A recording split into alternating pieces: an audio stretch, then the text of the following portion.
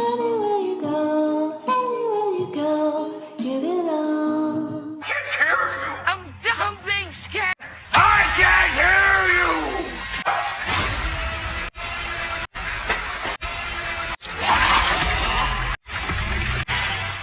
ഇന്ന് നമ്മൾ കാണാൻ പോകുന്നത് ഇറ്റ് വെൽക്കം ടു ഡെറി സീരീസിലെ 7ാമത്തെ എപ്പിസോഡാണ്. കഴിഞ്ഞ എല്ലാ എപ്പിസോഡിൻ്റെയും ലിങ്ക് ഡിസ്ക്രിപ്ഷനിൽ കൊടുത്തിട്ടുണ്ട്. കാണാത്തവർ അത് കണ്ടതിന് ശേഷം ഇത് കാണുക. ഇനി കൂടുതൽ സമയം കളയാതെ തുടർന്ന് കാണാം. അങ്ങനെ 7ാമത്തെ എപ്പിസോഡിൻ്റെ തുടക്കത്തിൽ തന്നെ ഒരു ഫ്ലാഷ് ബാക്ക്. വർഷം 1908 ഡെറിയിൽ ഒരു സർക്കസ് പ്രോഗ്രാം നടക്കുന്ന സ്ഥലം. അവിടെയുള്ള കുട്ടികളൊക്കെ അവർക്ക് ഇഷ്ടപ്പെട്ട കളിപ്പാട്ടങ്ങളൊക്കെ വാങ്ങി ഒരു ഉത്സവം പോലെ ആഘോഷിക്കുകയാണ്. അവിടെ ഒരു വശത്ത് ഒരുപാട് കുട്ടികൾ ആകാംക്ഷയോടെ അവിടെ നടക്കുന്ന പ്രോഗ്രാം കണ്ടുകൊണ്ടിരിക്കുകയാണ്. അന്നേരം ഒരുത്തൻ വന്നിട്ട്, എല്ലാവരും ശ്രദ്ധിക്കുക, നിങ്ങളൊക്കെ കാത്തിരിക്കുന്ന ഷോ ഇപ്പോൾ നടക്കാൻ പോവുകയാണ്. പെന്നിവൈസ് ദി ഡാൻസിങ് ക്ലൗൺ ഇവിടെ ഒരു ഷോ നടത്താൻ പോവുകയാണ് എന്ന് പറയുമ്പോൾ എല്ലാവരും കൈയടിക്കുകയാണ്. പെന്നിവൈസിന്റെ ഷോ കാണാനാണ് കുട്ടികൾ അവിടെ തടിച്ചുകൂടിയിരിക്കുന്നത്. അങ്ങനെ കർട്ടൻ തുറന്ന് ദേ വരുന്നു പെന്നിവൈസ്. ഡെറിയിൽ എല്ലാവരും കാണാൻ ആഗ്രഹിക്കുന്നത് പെന്നിവൈസിന്റെ ഷോ ആണ്. എല്ലാ കുട്ടികളും കൈയടിച്ച് പെന്നിവൈസിനെ വെൽക്കം ചെയ്ത് അങ്ങനെ അവിടെ ഒരു സ്റ്റേജ് പ്രോഗ്രാം നടക്കുകയാണ്. കുറെ ചെടികളും പൂക്കളും ഒക്കെ ഉയർന്നു വന്ന് നിൽക്കുന്നത് കാണുമ്പോൾ കുട്ടികൾ അതിശയത്തോടെ നോക്കുകയാണ്. അങ്ങനെ പെന്നിവൈസ് പൂക്കൾ പറിക്കാൻ വേണ്ടി പോകുമ്പോൾ ഓരോ പൂക്കളും തനിയെ താഴ്ന്നു പോകുമ്പോൾ അതൊക്കെ കാണുമ്പോൾ കുട്ടികൾക്ക് വളരെ ഇൻട്രസ്റ്റിംഗ് ആയി തോന്നുകയാണ്. ആ ചെടികളൊക്കെ എങ്ങനെയാ താഴുന്നതും പൊങ്ങുന്നതും എന്ന് നോക്കിയാൽ അവിടെ സ്റ്റേജിന്റെ പുറത്ത് ഒരുത്തൻ ലിവർ വലിച്ച് കൺട്രോൾ ചെയ്താണ് പൂക്കൾ താഴുകയും പൊന്തുകയും ഒക്കെ ചെയ്യുന്നത്. ആ ഒരു കളിക്ക് ശേഷം അടുത്തതായി പെന്നിവൈസിന്റെ ഭാര്യയെ അവിടെ അസുഖം മൂലം കിടന്നതായി കാണുകയാണ്. അതേപോലെ ഭാര്യ മരിച്ചു പോകുന്ന പോലെ പെന്നിവൈസ് അഭിനയിക്കുമ്പോൾ ആ സങ്കടകരമായ അഭിനയം കണ്ട് കുട്ടികളും വിഷമിക്കുകയാണ്. അന്നേരം അവിടെ സാഡ് ആയിട്ടുള്ള മ്യൂസിക്കൊക്കെ കൺട്രോൾ ചെയ്യുന്നത് ആരാണെന്ന് നോക്കിയാൽ പെന്നിവൈസിന്റെ മകൾ ക്രഷ് ആണ്. അങ്ങനെ ആ സ്റ്റേജ് ഷോ നല്ല ഗംഭീരമായി നടന്നുകൊണ്ടിരിക്കുകയാണ്. അവസാനം ഒരു ഡാൻസ് കൂടി പെന്നിവൈസ് കളിക്കുകയാണ്. അത് കാണുമ്പോൾ എല്ലാ കുട്ടികളും സ്റ്റേജിൽ കയറി പെന്നിവൈസിന്റെ കൂടെ ഡാൻസ് കളിച്ച് പെന്നിവൈസിനെ ശല്യം ചെയ്യുകയാണ്. അന്നേരം പെന്നിവൈസ് ആണെങ്കിൽ ചോടിച്ചിട്ട് അവിടെ നിന്ന് പോവുകയാണ്. അവിടെ എല്ലാവരും ആഘോഷിക്കുന്നത് ഒരൽപ്പം ദൂരെ നിന്ന് ഒരു പയ്യൻ കുറുകുറുന്ന് നോക്കുന്നത് കാണാം. അടുത്ത സീനിൽ പെന്നിവൈസ് മേക്കപ്പ് ഒക്കെ തുടച്ച് ക്ലീൻ ചെയ്യുന്നത് കാണാം. അവിടെ അവൻ്റെ മകൾ ക്രഷ് എന്തോ വ്യത്യസ്തമായ മേക്കപ്പ് ചെയ്തുകൊണ്ട് നിൽക്കുന്നുണ്ട്. എന്തു പറ്റി മോളെ, എന്താ ഒന്നും മിണ്ടാത്തത് എന്ന് ചോദിക്കുമ്പോൾ അന്നേരം പെട്ടെന്ന് ക്രഷ് മേക്കപ്പ് കോസ്റ്റ്യൂം ഒക്കെ ചെയ്തു വന്ന് നോക്കച്ചാ എങ്ങനെയുണ്ട് എന്ന് ചോദിക്കുമ്പോൾ അത് കണ്ട് പെന്നിവൈസിന് ഒരുപാട് സന്തോഷമാവുകയാണ്. മോളെ അടിപൊളിയായിട്ടുണ്ട്. ഇനി നീ സ്റ്റേജിൽ കയറി പെർഫോം ചെയ്യുമ്പോൾ ആദ്യം എന്താ ചെയ്യുന്നേ, എങ്ങനെയാ എല്ലാവരെയും വണങ്ങുന്നേ എന്ന് ചോദിക്കുമ്പോൾ ക്രഷ് അവിടെ ചെയ്തു കാണിച്ചു കൊടുക്കുകയാണ്. ആക്ച്വലി പെന്നിവൈസിന്റെ ഭാര്യ മരിച്ചു എന്ന് പറഞ്ഞിരുന്നില്ലേ, ഭാര്യ ഇതേപോലെ മേക്കപ്പ് ചെയ്യുമായിരുന്നു. മോളെ ഇത് അടിപൊളിയായിട്ടുണ്ട്, നമുക്ക് ഒരുമിച്ച് അച്ഛനും മകളും ഒരു സ്റ്റേജ് ഷോ ചെയ്യാം. നമ്മുടെ പെർഫോമൻസ് കണ്ട് എല്ലാവരും കൈയടിക്കും. നമ്മുടെ സ്റ്റേജ് ഷോയുടെ പേര് പെന്നിവൈസ് ആൻഡ് പെരിവിങ്കിൾ ഷോസ് എന്ന് പെന്നിവൈസ് പറഞ്ഞപ്പോൾ ക്രഷിന് ആകെ സങ്കടമാവുകയാണ്. അവളുടെ അമ്മയുടെ സ്റ്റേജ് ഷോയുടെ പേരാണ് പെരിവിങ്കിൾ, അതെന്തിനാ ആ പേര് എനിക്ക് വെച്ചത് എന്ന് ക്രഷ് ചോദിക്കുമ്പോൾ ശരി, നിനക്കത് ആ പേര് ഇഷ്ടമല്ലെങ്കിൽ ആ പേര് മാറ്റാം, വേറെ ഏതെങ്കിലും പേര് വെക്കാം എന്ന് പറയുമ്പോൾ ക്രഷ് ആണെങ്കിൽ ഓടിപ്പോയി പെന്നിവൈസിനെ കെട്ടിപ്പിടിച്ച് എനിക്ക് ഈ പേര് നന്നായി ഇഷ്ടപ്പെട്ടു എന്ന് പറയുകയാണ്. അങ്ങനെ അന്ന് രാത്രി പെന്നിവൈസ് അടുത്ത ഒരു ഷോ ചെയ്യാൻ പോവുകയാണ്. ആ ഷോ ആരംഭിക്കുന്നതിന് തൊട്ട് മുൻപ് പെന്നിവൈസ് ആണെങ്കിൽ ഒരു ഭാഗത്തിരുന്ന് പുകവലിക്കുകയാണ്. നേരത്തെ പെന്നിവൈസിന്റെ സ്റ്റേജ് ഷോ ദൂരെ നിന്ന് ഒരു കുട്ടിപ്പയ്യൻ നോക്കിയിരുന്നില്ലേ, അവനിപ്പോൾ കാട്ടിൽ നിന്ന് മെല്ലെ പുറത്തോട്ട് വരുന്നത് കാണാം. ആ കുട്ടിപ്പയ്യന്റെ ഉള്ളിൽ മോൺസ്റ്റർ ഉണ്ട്. അവൻ പെന്നിവൈസിനെ ഒരുമാതിരി കുറുകുറുവെന്ന് നോക്കുകയാണ്. നീ എന്താടാ ഇവിടെ കാട്ടിൽ ചെയ്യുന്നേ, പോടാ അവിടുന്ന് എന്ന് പെന്നിവൈസ് പറഞ്ഞെങ്കിലും അവൻ പോകാതെ കുട്ടികൾക്കൊക്കെ നിന്നെ ഭയങ്കര ഇഷ്ടമാണ്, നീ എവിടെ പോയാലും അവിടെ കുട്ടികളൊക്കെ ഉണ്ടാകും, അതുകൊണ്ട് എനിക്ക് നിന്നെ ഒരുപാട് ഇഷ്ടമായി എന്ന് അവൻ പറയുകയാണ്. നീ എന്താണ് ഇങ്ങനെയൊക്കെ പറയുന്നേ എന്ന് ചോദിക്കുമ്പോൾ പെട്ടെന്ന് കാട്ടിൽ നിന്ന് എന്തോ ശബ്ദം കേൾക്കാൻ തുടങ്ങി. എന്താടാ ആ ശബ്ദം എന്ന് ചോദിക്കുമ്പോൾ ആ കാട്ടിൽ എൻ്റെ അമ്മയുണ്ട്, അമ്മയ്ക്കൊരു അപകടം പറ്റിയിട്ടുണ്ട്, എന്നെ നിങ്ങൾക്ക് സഹായിക്കാൻ പറ്റുമോ? അത് കേട്ട് പെന്നിവൈസ് അവൻ്റെ കൂടെ കാട്ടിലേക്ക് പോകാൻ തീരുമാനിക്കുകയാണ്. അങ്ങനെ ആ കുട്ടിപ്പയ്യൻ പെന്നിവൈസിൻ്റെ കൈ പിടിച്ച് കാട്ടിലേക്ക് പോവുകയാണ്. അതിനുശേഷം കുറച്ച് കുട്ടികൾക്ക് പെന്നിവൈസിൻ്റെ കർച്ചീഫ് മാത്രമാണ് കാട്ടിൽ നിന്നും കിട്ടുന്നത്. ആ കർച്ചീഫിൽ മൊത്തം രക്തക്കറയായിരുന്നു. അങ്ങനെ ആ കർച്ചീഫ് ക്രഷിന് കൊടുത്തിട്ട് നിന്റെ അച്ഛൻ മരിച്ചുപോയി, കാട്ടിൽ നിന്ന് നിന്റെ അച്ഛൻ്റെ ഈ കർച്ചീഫ് മാത്രമേ കിട്ടിയുള്ളൂ, അച്ഛൻ്റെ ബോഡി കിട്ടിയില്ല, ഏതെങ്കിലും കാട്ടുമൃഗം അച്ഛനെ കടിച്ച് തിന്നു കാണും. അത് കേട്ടതോടെ ക്രഷ് ആകെ വിഷമിച്ച് കരയുകയാണ്. അങ്ങനെ ആ ഫ്ലാഷ് ബാക്കിൽ നിന്ന് മുന്നോട്ട് വന്നാൽ ഇപ്പോൾ പ്രസൻറ്റിൽ കഴിഞ്ഞ എപ്പിസോഡിൽ കുറച്ച് വാഹനം വന്ന് പാർട്ടി നടക്കുന്ന സ്ഥലത്തു നിന്നിരുന്നില്ലേ, അതിൽ നിന്ന് മുഖംമൂടി വെച്ച് കുറച്ചു പേർ വന്നിരുന്നില്ലേ, അവരിപ്പോൾ നേരെ ആ പാർട്ടി നടക്കുന്ന സ്ഥലത്തേക്ക് കയറി തോക്ക് കാണിച്ച് വിരട്ടി, ഞങ്ങൾക്ക് ആവശ്യമുള്ള ഒരുത്തൻ ഇതിനകത്തുണ്ട്, അവനെ ഞങ്ങളുടെ കൂടെ വിട്ടാൽ ഞങ്ങൾ ആരെയും ഒന്നും ചെയ്യില്ല. അത് കേട്ട് അവിടെയുള്ള എല്ലാവരും ആകെ സ്തംഭിച്ച് നിൽക്കുകയാണ്. ആ പാർട്ടിയിൽ ഒരു വെള്ളക്കാരി പെണ്ണാണ് ഡാൻസ് കളിച്ചുകൊണ്ടിരുന്നത്. അവളോട് നീ എന്താടി ഇവരുടെ കൂടെ ചേർന്ന് ഡാൻസ് കളിക്കുന്നേ, പോയിക്കോ ഇവിടുന്ന് എന്ന് പറയുമ്പോൾ ആ കുട്ടി അവിടുന്ന് പോവുകയാണ്.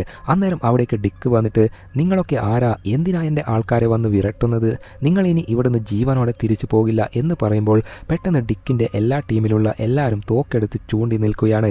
അന്നേരം റോണിയുടെ അച്ഛൻ ഹാങ് അകത്തു നിന്ന് പുറത്തോട്ട് വന്നിട്ട് നിങ്ങൾക്ക് എന്നെയല്ലേ വേണ്ടത്, എന്നെ നിങ്ങൾ കൊണ്ടുപോയിക്കോ, ഇവരെ വെറുതെ വിട് എന്ന് പറയുകയാണ്. അന്നേരം ഡിക്കാണെങ്കിൽ നിങ്ങൾ പേടിക്കണ്ട, നിങ്ങൾ സേഫാണ് എന്ന് പറഞ്ഞിട്ട് അവിടെ മുഖംമൂടി അണിഞ്ഞു വന്ന എല്ലാ വെള്ളക്കാരെയും വിരട്ടി നിർത്തി അവരുമായി ഫൈറ്റ് ചെയ്യാൻ റെഡിയാവുകയാണ്. അന്നേരം വെള്ളക്കാർ ആണെങ്കിൽ എന്ത് ചെയ്യണം എന്ന് ആലോചിച്ച് ശരി നമുക്ക് സമാധാനമായി പിരിയാം എന്ന് പറഞ്ഞ് അവിടുന്ന് പോകുന്ന പോലെ നടിച്ച് പുറത്തിറങ്ങി ആ കൂടാരത്തിൻ്റെ എല്ലാ ഡോറും പുറത്തുനിന്ന് ലോക്ക് ചെയ്ത് പെട്രോൾ ബോംബ് അകത്തേക്ക് വലിച്ചെറിയുകയാണ്. ശേഷം പുറത്തുനിന്ന് എല്ലാവരും അകത്തേക്ക് ചറപറാന്ന് വെടിവെക്കാൻ തുടങ്ങി. ഈ ഒരു അറ്റാക്ക് ഇവർ പ്രതീക്ഷിച്ചിരുന്നില്ല. പുറത്ത് കടക്കാൻ ഓരോ വഴിയിലൂടെ ശ്രമിക്കുമ്പോഴും ചുറ്റിൽ നിന്നും വെടിവെക്കുകയാണ്. പെട്രോൾ ബോംബ് നിർത്താതെ അവർ അകത്തേക്ക് വലിച്ചെറിഞ്ഞ് വെടിവെപ്പും നിർത്താതെ കണ്ടിന്യൂ ചെയ്യുമ്പോൾ എന്ത് ചെയ്യണമെന്നറിയാതെ ഓരോരുത്തരും അങ്ങോട്ടും ഇങ്ങോട്ടും പരക്കം പായുകയാണ്. ഡിക്കിൻ്റെ ഗ്യാങ്ങിലെ ആൾക്കാർ പുറത്തേക്ക് വെടിവെക്കാൻ നോക്കിയെങ്കിലും അവർക്ക് ആരെയും ഉന്നം വെക്കാൻ പറ്റിയില്ല. പുറത്തുള്ള വെള്ളക്കാരാണ് ഡിക്കിൻ്റെ ഗ്യാങ്ങിനെ ഓരോരുത്തരെയും വെടിവെച്ചിടുന്നത്. റോണി ആണെങ്കിൽ ഒരു വശത്ത് അച്ഛനെ അന്വേഷിക്കുന്നുണ്ട്, ഹാങ് ആണെങ്കിൽ മറ്റൊരു വശത്ത് റോണിയെ അന്വേഷിക്കുന്നുണ്ട്. റിച്ചാർഡും മെർജിയും എങ്ങോട്ട് പോകണം എന്നറിയാതെ അലയുക. ആ കൂടാരം മൊത്തം തീ കൊണ്ട് നിറഞ്ഞ് ഉരുകുകയാണ്. അന്നേരം ഡിക്കിന് മാത്രം ചില വിഷ്വൽസ് തെളിയാൻ തുടങ്ങി. ഒരു ഘട്ടത്തിൽ ഡിക്കിൻ്റെ മനസ്സിൽ ഡിക്ക് ഒരു ബോക്സ് സങ്കല്പിച്ച് ബോക്സിൽ ഒളിപ്പിച്ചു വെച്ച മോൺസ്റ്ററിനോടുള്ള ഭയത്തെ മുത്തശ്ശൻ തുറന്നു വിട്ടിരുന്നില്ലേ, അതിനാൽ ഇപ്പോൾ മരിച്ചുപോയ കുട്ടികളുടെ ആത്മാക്കൾ സോംബിയെ പോലെയായി വന്ന് അവൻ്റെ മുൻപിൽ നിൽക്കുകയാണ്. എന്നിട്ട് ഡിക്കിനോട് ആ ഫ്രിഡ്ജിൻ്റെ അടിയിൽ ഒരു പാതയുണ്ട്, അതുവഴി രക്ഷപ്പെട്ടു പോയിക്കോ, തീ അണയുന്നത് വരെ അവിടെ പോയി നിൽക്ക് എന്ന് പറയുകയാണ്. പിന്നെ ഒന്നും നോക്കിയില്ല. ഡിക്ക് ആ ഫ്രിഡ്ജ് തള്ളി മാറ്റി നോക്കുമ്പോൾ അവിടെ ഒരു പലക പോലെയുണ്ട്. അത് ഇടിച്ച് തകർത്തപ്പോൾ അതിലൂടെ ഒരു വഴി കാണുകയാണ്.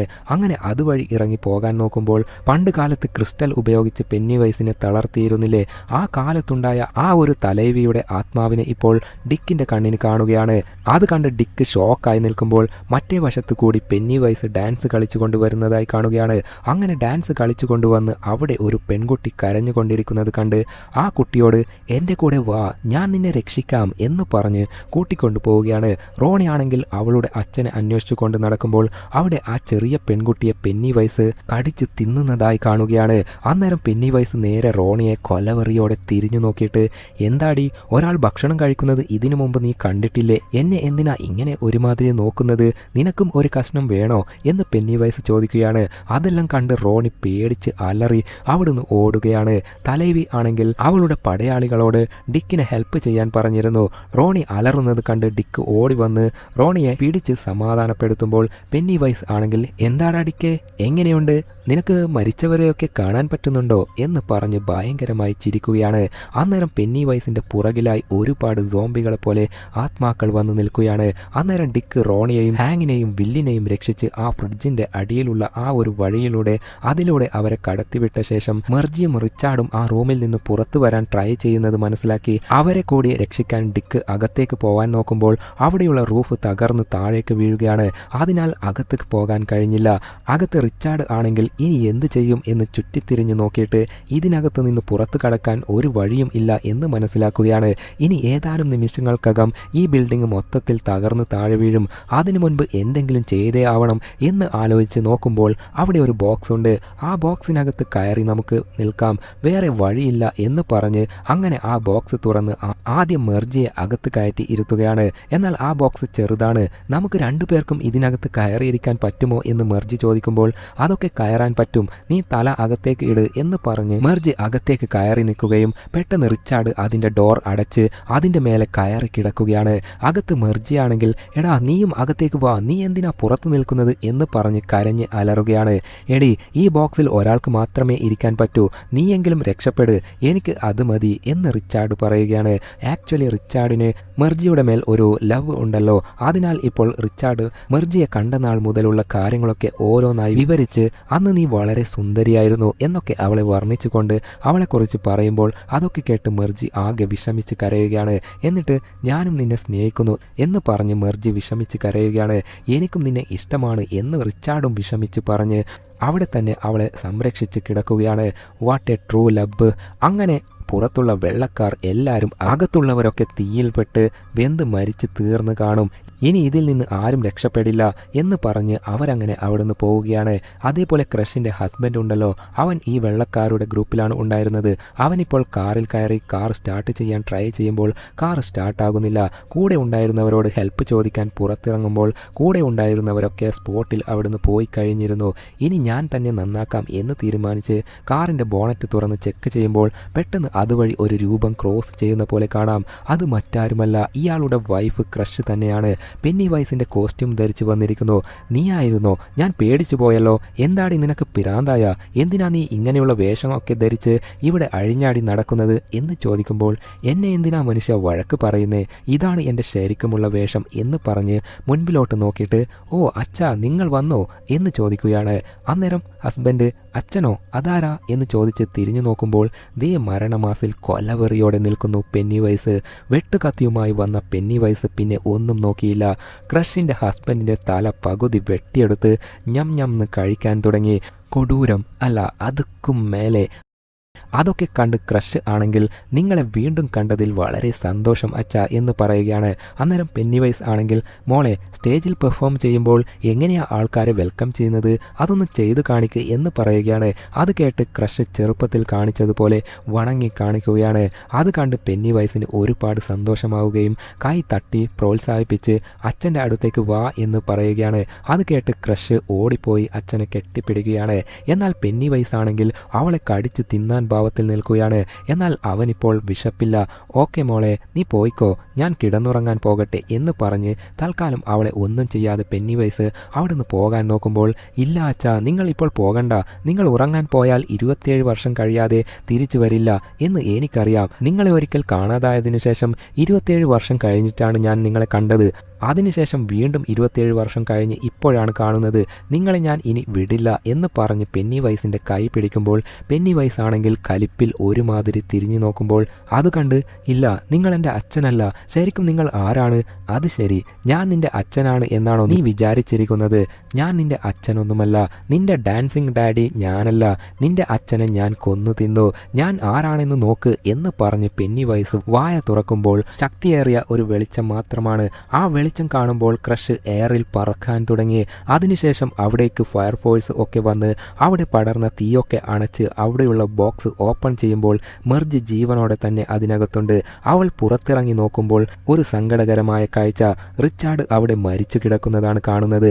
ആകെ വിഷമിച്ച് മെർജി അവനെ കെട്ടിപ്പിടിച്ച് കരയുകയാണ്. അന്നേരം റോണിയും വില്ലും ആ ഫ്രിഡ്ജിന്റെ അടിയിലുള്ള വഴിയിൽ ദ്വാരത്തിൽ ഒളിച്ചു നിന്നിട്ടുണ്ടായിരുന്നതല്ലേ, അവരിപ്പോൾ പുറത്തു വന്ന് അവിടെ ഇരുന്ന് കരയുകയാണ്. ശേഷം അവിടെ നിന്ന് പുറത്തിറങ്ങി പുറത്തിരിക്കുമ്പോൾ അവിടെ ഒരു പെൺകുട്ടി ഭ്രാന്തിയെ പോലെ ചിരിക്കുന്നത് കാണാം. അതേപോലെ ക്രഷിനെ ആണെങ്കിൽ സ്ട്രക്ചറിൽ കിടത്തി തള്ളിക്കൊണ്ടു പോകുന്നതും കാണാം. അവൾ പോകുമ്പോൾ അവിടെയുള്ള കുട്ടികളെയൊക്കെ ഒരുമാതിരി പുഞ്ചിരിച്ചു കൊണ്ട് നോക്കുകയാണ്. ആക്ച്വലി ക്രഷ് ഇപ്പോൾ പെന്നിവൈസിന്റെ കൺട്രോളിൽ ആണുള്ളത്. ആ തള്ള എന്തിനാ ഇങ്ങനെ നോക്കുന്നേ എന്ന് കുട്ടികൾക്ക് ഒന്നും മനസ്സിലായില്ല. റിച്ചാർഡിന്റെ ഡെഡ് ബോഡി അവർ സ്ട്രക്ചറിൽ കൊണ്ടുപോകുന്നത് കണ്ട് മെർജി ഓടിപ്പോയി അവന്റെ കയ്യിൽ പിടിച്ച് കരഞ്ഞ് ഫീലടിച്ച് നിൽക്കുകയാണ്. ശേഷം വില്ലിന്റെ അച്ഛനും അമ്മയും അവിടെ വന്നിട്ട് വില്ലിനെ കെട്ടിപ്പിടിച്ച് നിനക്കൊന്നും പറ്റിയില്ലല്ലോ എന്ന് ആശ്വസിച്ച് സമാധാനിപ്പിച്ച് നിൽക്കുകയാണ്. അന്നേരം ഒരു സോൾജർ ഹാൻഡ്ലോണിനെ കൂട്ടി നേരെ ഡിക്കിന്റെ അടുത്ത് പോയി നിൽക്കുകയാണ്. അവിടെ നേരത്തെ വന്ന ആത്മാക്കളൊക്കെ ഡിക്കിനെ ഒരുപാട് ഡിസ്റ്റർബ് ചെയ്തിരുന്നു. ഹാൻഡ്ലോൺ ആണെങ്കിൽ അവന്റെ അടുത്ത് പോയി ഒരു വിധത്തിൽ സമാധാനിപ്പിച്ച് നോർമൽ നിലയിലേക്ക് കൊണ്ടുവന്നിട്ട് നമുക്ക് ഇവിടെ ഇനി നിൽക്കുന്നത് ആപത്താണ്, എത്രയും പെട്ടെന്ന് ഈ സ്ഥലം വിട്ടു പോകാം എന്ന് പറയുമ്പോൾ ഇല്ല ഇനി അതിന്റെ ആവശ്യമില്ല, അത് ആ ശക്തി ഇവിടുന്ന് പോയി എന്ന് പറയുകയാണ്.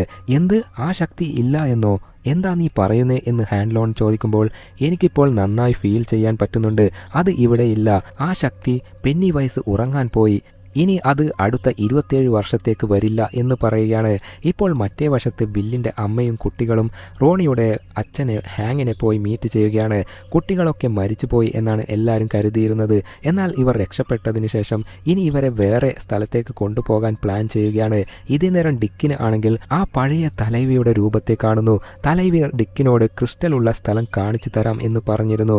അങ്ങനെ ഡിക്ക് ഹാൻലോണിനോട് കാര്യങ്ങൾ പറയുകയാണ്. ഹാൻലോൺ ആണെങ്കിൽ നേരെ ഭാര്യൻ്റെ അടുത്ത് പോയിട്ട് എൻ്റെ ജോലി ഉടനെ അവസാനിക്കും, അത് കഴിഞ്ഞ് നമുക്ക് എത്രയും പെട്ടെന്ന് ഈ നാട് വിട്ടു തന്നെ പോകാം. ആ പെന്നി വൈസ് ഉറങ്ങാൻ പോയിട്ടുണ്ട്, അടുത്ത 27 വർഷത്തേക്ക് അതിൻ്റെ ശല്യം ഉണ്ടാവില്ല, അതുകൊണ്ട് ഇതിനപ്പുറം ഒരു പ്രശ്നവും ഉണ്ടാവില്ല എന്ന് പറയുകയാണ്. ഇപ്പോൾ മറ്റൊരു വശത്ത് റോണിയുടെ അച്ഛൻ ഹാങ് ആ ബിൽഡിങ്ങിൽ ഉണ്ടായ തീപിടുത്തത്തിൽപ്പെട്ട് മരിച്ചു എന്ന് കേസ് ക്ലോസ് ചെയ്യുകയാണ്. മറ്റൊരു വശത്ത് റോസിൻ്റെ കുടുംബശ്രീ ടീം പെന്നി വൈസ് ഉറങ്ങാൻ പോയിട്ടുണ്ട്, അടുത്ത 27 വർഷത്തിൽ നമുക്ക് ഒരു ശല്യവും ഉണ്ടാവില്ല, അടുത്ത 27 വർഷം കഴിഞ്ഞ് അത് തിരിച്ചു വരുമ്പോൾ നമ്മളിൽ ആരൊക്കെ ജീവനോടെ ഉണ്ടാകും എന്ന് അറിയില്ല, നമ്മൾ ചെയ്യേണ്ടത് അടുത്ത ജനറേഷന് ആ ശക്തിയെ പെന്നി വൈസിനെ എങ്ങനെ എതിർത്ത് നേരിടണം എന്ന് പറഞ്ഞ് മനസ്സിലാക്കി കൊടുക്കണം എന്നൊക്കെ പറഞ്ഞ് ചർച്ച ചെയ്യുകയാണ്. അന്നേരം മരിച്ചു പോയവരെ ഓർത്ത് ചിലർ ദുഃഖിക്കുന്നത് കാണുമ്പോൾ മരിച്ചു പോയവരെ ഓർത്ത് നമ്മൾ ഒരിക്കലും ദുഃഖിക്കരുത്, നമ്മളിൽ ഇത്ര പേർക്കെങ്കിലും ജീവൻ തിരിച്ചു കിട്ടിയല്ലോ, അതോർത്ത് സന്തോഷിക്ക് എന്ന് റോസ് പറയുകയാണ്. ഇപ്പോൾ വില്ലിൻ്റെ അമ്മയെ കാണാം. റോണിയുടെ അച്ഛനെ ഹാങ്ങിനെ അവരുടെ വീട്ടിലേക്ക് കൂട്ടിക്കൊണ്ടുപോയിട്ട് ഹാങ്ങിന് ഹാൻഡ്ലോണിൻ്റെ യൂണിഫോം കൊടുത്തിട്ട് എനിക്കൊരു ഫ്രണ്ട് കാര്യമുണ്ട്, അവൾ വിചാരിച്ചാൽ നിങ്ങളെ സേഫായിട്ട് ഈ ഡെറിയിൽ നിന്ന് വേറെ നാട്ടിലേക്ക് കൊണ്ടുപോകാൻ സാധിക്കും, അതിനുള്ള ഏർപ്പാടൊക്കെ ഞാൻ ചെയ്യാം എന്ന് വില്ലിൻ്റെ അമ്മ പറയുമ്പോൾ അതിന് ഹാങ് സമ്മതിക്കുകയാണ്. അന്നേരം വില്ലിനോട് ഞാൻ വരുന്നതുവരെ നീ ഇവിടെ തന്നെ നിൽക്കണം, എവിടെയും പോകാൻ പാടില്ല, മനസ്സിലായോ എന്ന് പറഞ്ഞിട്ട് അമ്മ അവിടെ നിന്ന് പോവുകയാണ്. മറ്റേ വശത്ത് റോണിയും മെർജിയും നേരെ ലില്ലിയുടെ വീട്ടിൽ പോയിട്ട് ആക്ച്വലി ലില്ലി പാർട്ടി സ്ഥലത്ത് നടന്ന കലാപം TV ന്യൂസിൽ ഒക്കെ കണ്ടിരുന്നു. റോണിയുടെ അച്ഛൻ ഹാങ് ആ കലാപത്തിൽ മരിച്ചുപോയി എന്നാണ് ന്യൂസിൽ ഉണ്ടായിരുന്നത്. ഇവർ ലില്ലിയെ മീറ്റ് ചെയ്തിട്ട് റോണി അച്ഛൻ ഹാങ് ഇപ്പോൾ സേഫ് ആയിട്ടാണുള്ളത് എന്ന് പറഞ്ഞിട്ട് റിച്ചാർഡ് മാത്രം മരിച്ചുപോയി എന്ന് പറയുകയാണ്. അത് കേട്ട് ലില്ലി ആകെ വിഷമിച്ച് കരയുകയാണ്. അങ്ങനെ അതിനുശേഷം ആ 3 പേരും അവർ സ്ഥിരമായി പോകുന്ന ആ ടവറിൽ കയറി റിച്ചാർഡിൻ്റെ തിങ്സ് മാത്രം അവിടെ പാക്ക് ചെയ്തു വെക്കുകയാണ്. അവൻ ഇടയ്ക്കിടയ്ക്ക് ഫ്ലൈറ്റ് പറത്തി കളിക്കാറുണ്ടായിരുന്നതല്ലേ, ആ ഫ്ലൈറ്റ് അവിടെ കാണുകയാണ്. മെർജി ആ ഫ്ലൈറ്റ് എടുത്ത് പിടിച്ച് റിച്ചാർഡിനെ ഓർത്ത് വീണ്ടും കരയാൻ തുടങ്ങി. അന്നേരം ബാക്കി 2 പേർ വന്ന് അവളെ കെട്ടിപ്പിടിച്ച് സമാധാനിപ്പിക്കുകയാണ്. ആ ട്രൈബൽ ലീഡർ തലൈവിയുടെ ആത്മാവ് ഉണ്ടല്ലോ, അത് ഡിക്കിന് വഴി കാണിച്ചു കൊടുത്ത് കാട്ടിൽ ഒരു സ്ഥലത്ത് തോണ്ടാനായി പറയുകയും അങ്ങനെ അവിടെ കുഴിച്ചു നോക്കുകയാണ്. ഇപ്പോൾ അവിടെ ആമയുടെ തോട് പോലെ ഒരു വസ്തു കിട്ടുകയാണ്. അതെടുത്ത് ഓപ്പൺ ചെയ്ത് നോക്കും അതിൽ ആ ക്രിസ്റ്റലിൻ്റെ ഒരു കഷ്ണം. ഇതേപോലുള്ള ഒരുപാട് ക്രിസ്റ്റൽ കാരണമാണ് പെന്നി വൈസ് കാട്ടിൽ നിന്ന് പുറത്തു കടക്കാതെ സംരക്ഷിച്ചു കൊണ്ടിരുന്നത്. അങ്ങനെ ഒരു പീസ് ഇപ്പോൾ ഇവർ കണ്ടുപിടിക്കുകയാണ്. അത് ഒരു ബോക്സിലിട്ട് അവിടെ നിന്ന് കൊണ്ടുപോകാൻ തുടങ്ങി. അന്നേരം ഹാൻഡ്ലോൺ കമാൻഡറിനോട് ഈ ക്രിസ്റ്റൽ നമ്മൾ എവിടെയാണ് കൊണ്ടുപോകുന്നത്, ഇത് നമ്മൾ ഇവിടുന്ന് കൊണ്ടുപോയാൽ അപകടം കൂടുകയല്ലേ ചെയ്യുന്നത്, ഇതുവഴി ആ ദുഷ്ടശക്തി പെന്നി വൈസ് പുറത്തു വരില്ലേ? അത് കേട്ട് ഇല്ല, ഇപ്പോൾ എടുത്തു കഴിഞ്ഞാൽ ഒരു കുഴപ്പവുമില്ല, ആ പെന്നി വൈസ് ഉറങ്ങാൻ പോയിരിക്കുകയല്ലേ, 27 വർഷത്തിൽ നമ്മൾ എന്ത് ചെയ്താലും ഒരു പ്രശ്നവും ഉണ്ടാവില്ല, നമ്മൾ ഇതെടുത്ത് ഇതിനെ റിസർച്ച് ചെയ്യണം, ഇതിനെക്കുറിച്ച് കൂടുതൽ അന്വേഷിച്ച് ഇതേ രൂപത്തിലുള്ള ഒരുപാട് ക്രിസ്റ്റൽസ് നിർമ്മിക്കാൻ പറ്റുമോ എന്ന് കണ്ടുപിടിക്കണം, അതിനുവേണ്ടിയാണ് ഇത് കൊണ്ടുപോകുന്നത് എന്ന് പറഞ്ഞ് അതെടുത്ത് പോവുകയാണ്. എന്നാലും ഹാൻഡ്ലോണിന് എന്തോ മിസ്റ്റേക്ക് സംഭവിക്കുന്ന പോലെ ഒരു ഫീൽ ആവുകയാണ്. അവിടെ നടക്കുന്ന കാര്യങ്ങളൊക്കെ ഡാനിയൽ ദൂരെ നിന്ന് നിരീക്ഷിക്കുന്നുണ്ട്. ക്രിസ്റ്റൽ ദണ്ട് കണ്ടുപിടിച്ചു എന്ന് മനസ്സിലാക്കിയതോടെ അവൻ അവിടുന്ന് ധൃതിയിൽ ഓടാൻ തുടങ്ങി. മറ്റൊരു വശത്ത് വില്ലിൻ്റെ അമ്മ നേരെ റോസിൻ്റെ വീട്ടിൽ പോയി ഡോറിൽ തട്ടി വിളിച്ച ശേഷം റോസ് വന്ന് നോക്കുമ്പോൾ വാഹനത്തിൽ ഹാങ്ങിനെ കണ്ട് ആശ്ചര്യപ്പെടുകയാണ്. ശേഷം അകത്ത് കയറി ഇരുന്ന് സംസാരിക്കാൻ തുടങ്ങി. ആക്ച്വലി വില്ലിൻ്റെ അമ്മ ഹാങ്ങിനോട് പറഞ്ഞിരുന്നില്ലേ, എൻ്റെ ഒരു കൂട്ടുകാരി വഴി നിന്നെ ഡെറിയിൽ നിന്ന് രക്ഷപ്പെടുത്തി പുറത്തുവിടാമെന്ന്. ആ കൂട്ടുകാരി റോസാണ്. കാര്യങ്ങൾ ഡിസ്കസ് ചെയ്യുമ്പോൾ പെട്ടെന്ന് അവിടേക്ക് ഡാനിയൽ വന്നിട്ട് സോൾജേഴ്സ് ആ ക്രിസ്റ്റൽ കണ്ടെടുത്ത കാര്യം പറയുകയാണ്. മറ്റേ വശത്ത് സോൾജേഴ്സ് ആ ഒരു ക്രിസ്റ്റൽ എടുത്ത് നേരെ ലാബിൽ കൊണ്ടുപോയി കത്തിച്ച് നശിപ്പിക്കാൻ നോക്കുകയാണ്. അന്നേരം പെട്ടെന്ന് ഹാൻഡ്ലോൺ തോക്ക് ചൂണ്ടി വന്ന് നിങ്ങളൊക്കെ എന്താ ചെയ്യുന്നേ, ഈ ക്രിസ്റ്റലിനെ കുറിച്ച് അന്വേഷിക്കാൻ അല്ലേ പറഞ്ഞത്, അതിനെ നശിപ്പിക്കുന്നത് എന്തിനാ എന്ന് ചോദിക്കുമ്പോൾ അന്നേരം കമാൻഡർ അവനെ അടുത്തേക്ക് ക്ഷണിച്ച് എന്താ നിന്റെ പ്രശ്നം എന്ന് ചോദിക്കുമ്പോൾ നിങ്ങളല്ലേ നിങ്ങളല്ലേ പറഞ്ഞത് പെന്നി വൈസിനെ ഈ ക്രിസ്റ്റൽ ഉപയോഗിച്ച് ലോക്ക് ചെയ്തു വെക്കാൻ പോവുകയാണെന്ന്. എന്നിട്ട് ഇപ്പോൾ നിങ്ങൾ ചെയ്യുന്നത് എന്താ? നിങ്ങൾ പെന്നി വൈസിനെ സപ്പോർട്ട് ചെയ്യുകയാണോ? ആ പെന്നി വൈസ് ഇപ്പോൾ ഡെറിയിൽ മാത്രമേ പ്രശ്നം ഉണ്ടാക്കുന്നുള്ളൂ. എന്നാൽ ആ ക്രിസ്റ്റൽ എല്ലാം നശിപ്പിച്ചാൽ ഈ ഡെറി വിട്ട് പുറത്തു പോയി ലോകമെമ്പാടും പ്രശ്നങ്ങൾ ഉണ്ടാക്കും. അത് കേട്ട് കമാൻഡർ ചിരിച്ചിട്ട്, നീ എന്താ വിചാരിച്ചത്? അത് എനിക്കറിയില്ല എന്നോ? മനുഷ്യർ ഒത്തൊരുമയോടെ നിൽക്കണം. ഈ നാട്ടിൽ കറുത്ത വർഗത്തിൽപ്പെട്ടവരെ മാറ്റി നിർത്തി വെളുത്ത വർഗത്തിൽപ്പെട്ടവർ അഹങ്കരിക്കുകയല്ലേ ചെയ്യുന്നത്? നിറത്തിന്റെ പേരിലുള്ള പ്രശ്നം ഇല്ലാതെയാവണം. അതിന് ഇവർക്ക് രണ്ടുപേർക്കും ഇടയിൽ, അതായത് കറുത്തവർക്കും വെളുത്തവർക്കും ഇടയിൽ വലിയൊരു പ്രശ്നം വന്നാൽ മാത്രമേ ഇവർ തമ്മിൽ ഒത്തൊരുമയോടെ ഒരുമിച്ച് നിന്ന് ആ പ്രശ്നത്തെ ഇല്ലാതാക്കാൻ ശ്രമിക്കൂ. അങ്ങനെയെങ്കിലും അവർ ഒരേ മനസ്സോടെ പ്രയത്നിക്കട്ടെ. അങ്ങനെ ഒരു പ്രശ്നം ഉണ്ടെങ്കിൽ മാത്രമേ നിറത്തിന്റെ അടിസ്ഥാനത്തിലുള്ള പ്രശ്നങ്ങൾ മാറി അതിനൊന്നും കാര്യമില്ല എന്ന് മനസ്സിലാക്കി മനുഷ്യന്റെ മനസ്സ് അറിഞ്ഞ് എല്ലാവരും ജീവിക്കാൻ തുടങ്ങുകയുള്ളൂ എന്നൊക്കെ പറഞ്ഞിട്ട് കമാൻഡർ ആ ക്രിസ്റ്റലിനെ തീയിട്ട് കത്തിക്കാൻ ഓർഡർ ചെയ്യുകയാണ്.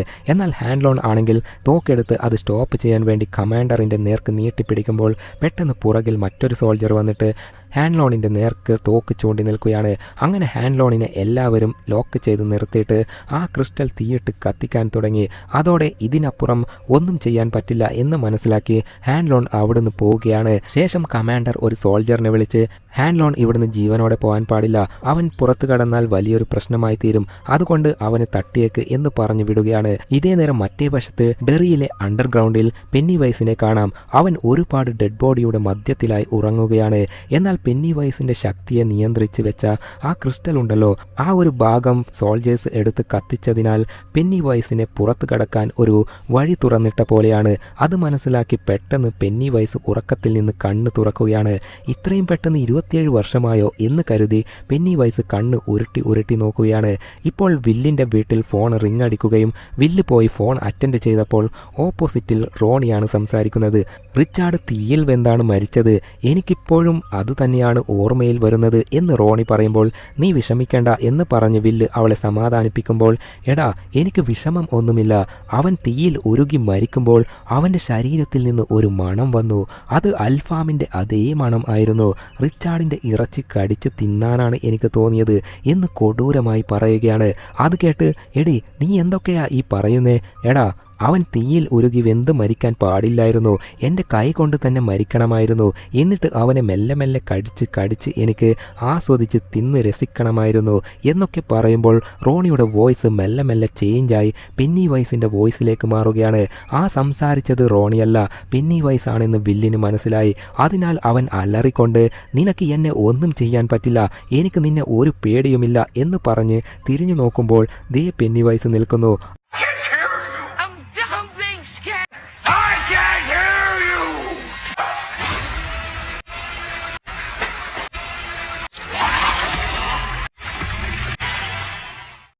അവൻ പെട്ടെന്ന് വില്ലിൻ്റെ അടുത്തേക്ക് കുതിച്ചു ചാടി നിന്ന് അവൻ്റെ ആ കൊടൂര വായ തുറക്കുമ്പോൾ അതിൽ പെന്നി വൈസിൻ്റെ ആ വെളിച്ചം കാണുമ്പോൾ വില്ലിൻ്റെ കണ്ണ് സോംബിയെ പോലെയായി മാറി മറിഞ്ഞ് സ്തംഭിച്ച് നിൽക്കുന്നിടത്ത് വെച്ച് 7ാമത്തെ എപ്പിസോഡ് ഇവിടെ അവസാനിക്കുന്നു. ഇനി 8ാമത്തെ ഫൈനൽ എപ്പിസോഡ് കാണാൻ നിങ്ങൾ കാത്തിരിക്കുകയാണെങ്കിൽ ഐ ആം വെയിറ്റിംഗ് എന്ന് കമൻറ്റ് ചെയ്യൂ.